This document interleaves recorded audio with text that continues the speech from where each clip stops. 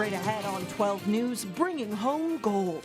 It was a successful weekend for a Brooklyn Park man. Then, a problem facing some better restaurants, not enough chefs to do the cooking. But first, the search for suspects after a shooting outside a Maple Grove theater. 12 News starts right now.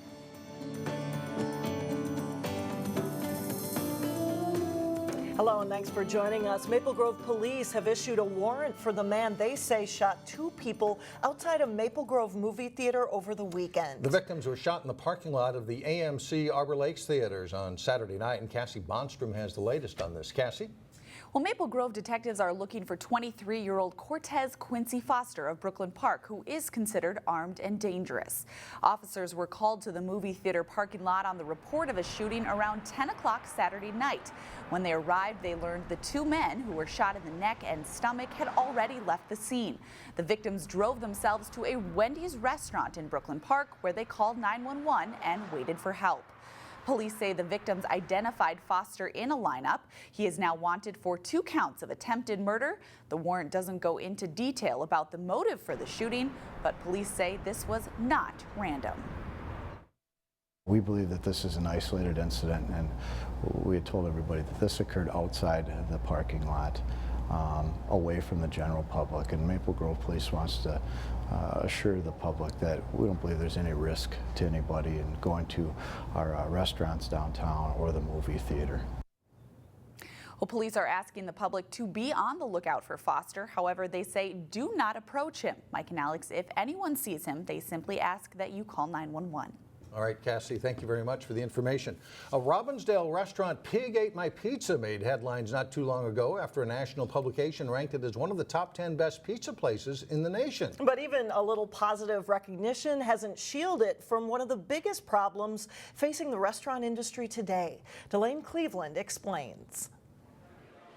For the past 2 years, Pig Ate My Pizza has been serving up classic pies along with unorthodox options you won't find at most pizza places. They do really well with the public right now. I mean, people really enjoy coming into our places, and I think it's because we are consistent with the product that we're giving them. Chef and part owner Mike Brown says to keep the consistency going, they'll only be open 4 days a week instead of 5 starting next week. His other restaurant, Travail, already has that schedule. We aren't quite able right now to staff the entire restaurant to a point where we feel like we're not overexerting the people that we already have.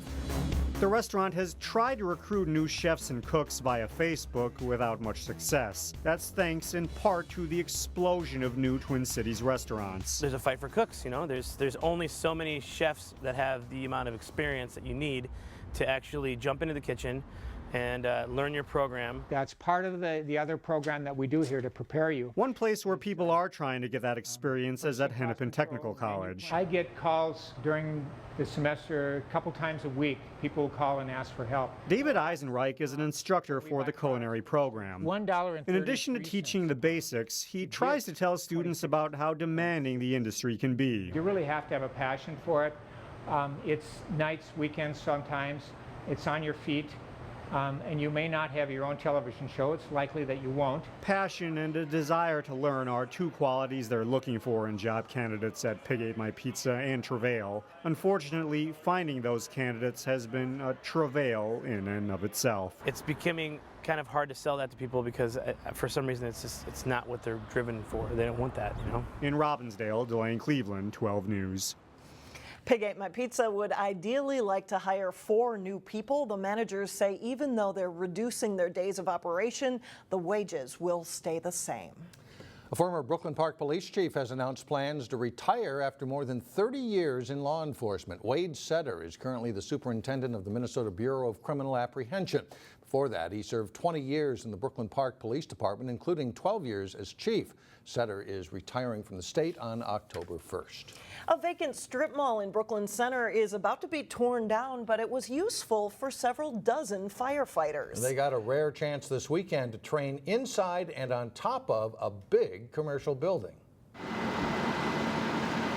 High above the ground, this is a firefighter's view of the old Brookdale Square shopping center. The 150,000 square foot building will soon come down to make way for apartments, but on Saturday it was the focus of about 60 firefighters. We don't get that opportunity very often, so this is probably one of the more unique opportunities where we get a structure like this. We want to actually use the tools that we've been given. Firefighters from 7 local departments practiced different scenarios, like using ropes and a rescue basket to lift a victim who might have been trapped below ground. Others entered the building to practice rescue techniques, while another group was well above ground learning how to attack a fire from the roof. We know we have tar paper and we know we have insulation. So we're thinking maybe, how thick do you think this roof is? 8 inches. And that's important to know when they cut into a roof to vent the heat and smoke. It's not as simple as it looks. These guys are learning not only the right way to make a cut, but also how to avoid making a fire worse. Because if not, it can cause a lot of significant problems. The more oxygen we introduce, the quicker and hotter the fire burns. Officials say fire prevention efforts are doing a good job reducing the number of fires, but that means part-time firefighters used by most cities don't get hands-on experience like this as often. In this type of job, you need to have that ability to really practice your skills. Demolition of that strip mall is expected to begin by mid-October. We have an update now on a story we first told you about last week. Troy Jones of Brooklyn Park represented the United States in the Royal Muay Thai Championship. The event was held in Thailand, and as reporter Sonia Goen shows us, he's bringing home some major hardware. I've been working really hard to get to that point. Troy Jones is very passionate and dedicated to Muay Thai. The combat sport is called the art of 8 limbs. So you get to use your fists, your elbows, your knees, and your shins as weapons. He's only been training for over 2 years, but on Saturday, he got in the ring like a seasoned vet. Draped in the American flag, he went after his opponent. I felt like a superhero. Yeah.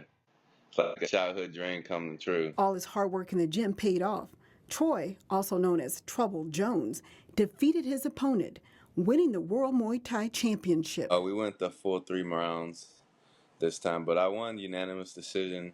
Actually, this whole tournament, I didn't lose a single round to any opponent. The Park Center grad says winning the gold medal was a dream come true. Yeah, I can't even explain it. It was just amazing. Simply just amazing. Troy says the medal wasn't just for him. I just want to say thank you to everyone who's been backing me and supporting me and who believed in me. Troy is now on his way home from Thailand.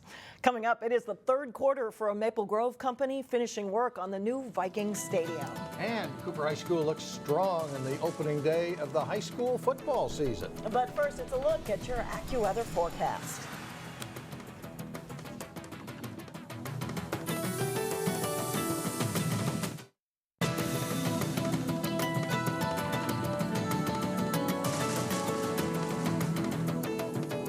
The new Minnesota Vikings Stadium is less than a year from being finished. And the billion-dollar U.S. Bank Stadium is a massive project that's changing the look of downtown Minneapolis. And there's a Maple Grove company on site daily working to get the new stadium game ready.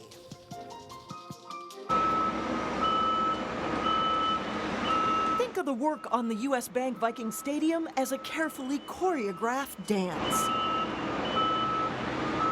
There's the coordination of multiple cranes lifting and lowering as hundreds of workers on site and off add to the production of this billion-dollar stadium. A year ago, if we were to look down, we would see a hole in the ground.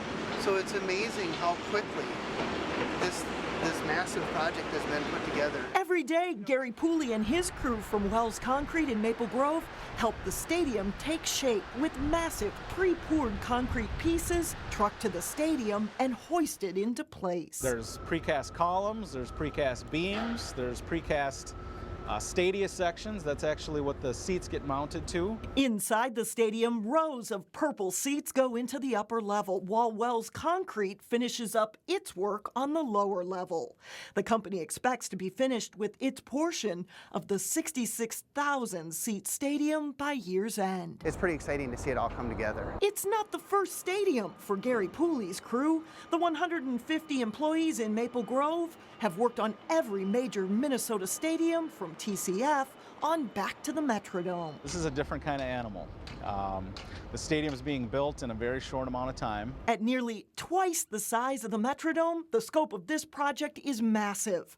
Field supervisor and Vikings fan Chaz Jacobson admits to being enamored when he started at the site in January. It takes about a week to get your jaw off the ground and just walk around and see everything. Yep, lots of activity.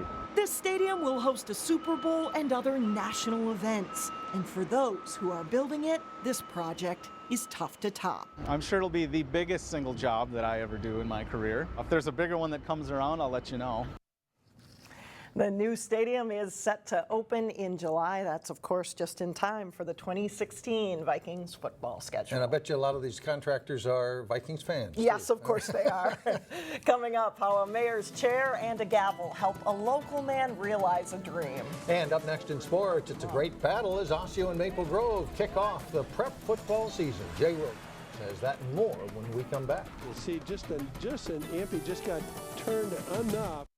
Well, fans and players put up with some interesting weather over the weekend, but the football season is underway and some good games. Yeah, definitely. And a lot of these games were some big matchups right from week one, too. It wasn't like you got a chance to just kind of slide into the season easy. That's right. The Osseo-Maple Grove football rivalry is hotter than ever now, with both teams expecting good things this season. The Crimson paying a visit to the Orioles on a blustery day on Saturday. It's scoreless in the second quarter when Prince Crua gets to the outside for Osseo. He's dragged down by Isaac Collins at the 6-yard line and sets up a Crua touchdown. Maple Grove responds as Collins has a nice gap and scores from 5 yards out. A 2-point conversion makes it 8-7 Crimson. Back comes Osseo. Crua with a great cut on this run, and he brings it down to the 4-yard line of the Crimson. And unlike in recent seasons, Osseo has some beef up front. They help quarterback Malik Gaylord push in for the touchdown. It's 15-8 Orioles at the half. Maple Grove with a nice drive in the third quarter, and quarterback Brad Davison takes it in for the TD, and they tie it up 15-15. 4 minutes later, Gaylor doesn't let the wind bother this throw, and DeMario Armstrong goes up to get it. That proves to be the winning score. Osseo takes a 22-15 win. The Class 6A playoffs ended with Totino Grace and Eden Prairie playing a thriller in the Prep Bowl last season. The opener for 2015 featured another Eagles versus Eagles matchup. And Grace starts out strong. Kyle Halverson fakes the handoff and keeps it, just gets to the corner of the end zone for a touchdown, a 7-0 lead. Second quarter, and the pass will be off the receiver's fingers. J.D. Spielman is headed the other way for Eden Prairie. Spielman's touchdown return makes it 14-7 EP. Late in the second quarter on the sweep, Gayflor Flomo shows some power blasting through the tacklers. The teams are then sent off the field for a lengthy lightning delay. The second half is mostly Eden Prairie. Jackson Zog deep to Kyle Connolly, and he is gone. A 79-yard strike. Eden Prairie hands Totino Grace a 38-20 defeat. Wayzata is looking to bounce back after a subpar 2014 season. They faced Blaine in the season opener at Wayzata. First quarter, Blaine's Griffin Fussy rolls out. His pass is intercepted by Jake Kroll.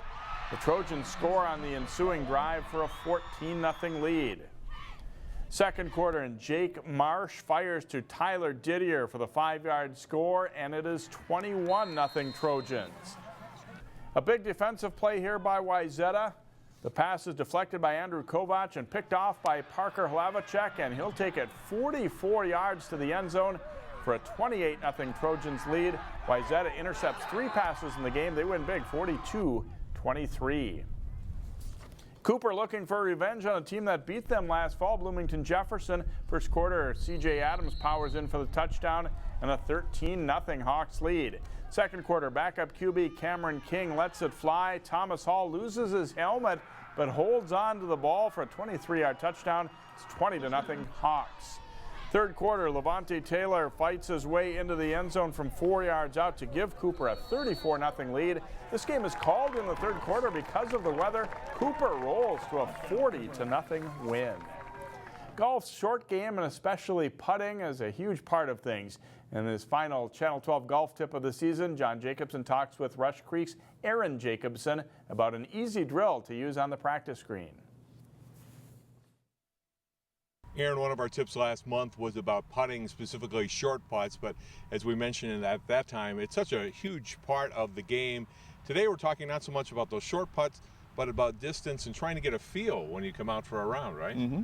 Yeah, we're going to talk about how to do a pre-round warm-up for distance control on the putting green. So we've got the flat putt here, and what we're looking to do is set up normal. We're trying to putt the ball and get a feel for the speed from this 10-foot putt, which should be pretty simple. All we're trying to do is just get it within about a club length or less. If they go in, it's a bonus.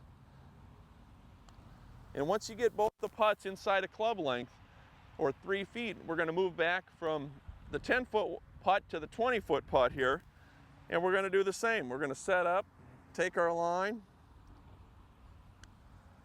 and try to get a feel for the distance control. You can see I hit that one a little hard. So I'm going to hit one more here and try to get it within the 3-foot range. It's a little bit better speed control. Actually, I got that one to drop in there. If you can practice this before your round, start off at 10 feet, go to 20 feet, 30 feet, hit a couple balls at each, and you're getting that ball inside that club length or a 3-foot circle, you're going to end up eliminating a lot of your 3 putts. Thanks for tuning into the golf tips this summer. If you're interested in some golf lessons, please contact us through our website at www.rushcreek.com. Thanks very much, Aaron. Boy, you follow all of his tips, you're going to be a great Yeah, you golfer. look like that, right? Thanks a lot, Jay. You're welcome. Still ahead, a man who has advocated for disability rights realizes a dream. We'll explain in a moment. And finally, a dream realized with the help of elected officials and City Hall staff in Plymouth. Alden Kieske has always wanted to give a political speech with a gavel in hand, and today he got that chance. Sessions adjourned.